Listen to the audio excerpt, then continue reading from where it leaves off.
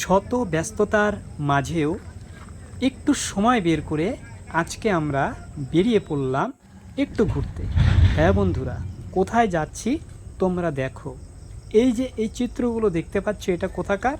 এটা হচ্ছে বারোবিশা সংলগ্ন রায়ডাক নদীর পাড়ের শ্রাবণী মেলার কিছু চিত্র।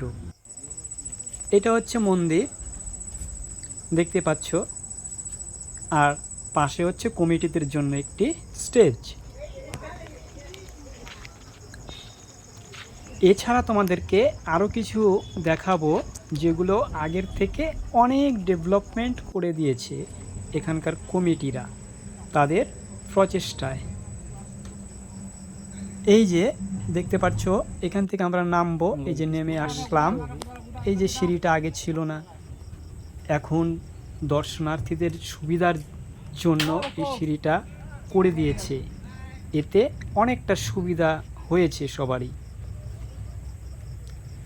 এছাড়া দেখাবো এই যে রায়ডাক নদীর প্রবল স্রোত।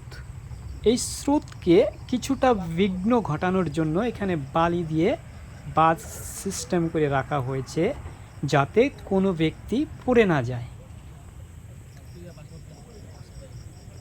অর্থাৎ এখানে যে সুরক্ষার ব্যাপারটা, সেটাও কমিটি নজরে রেখেছে।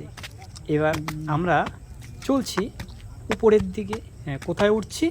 এটা হচ্ছে বাঁধের উপরে, নদীর থেকে উপরে উঠছি। দেখো কতটা সিঁড়ি পার হতে হয়।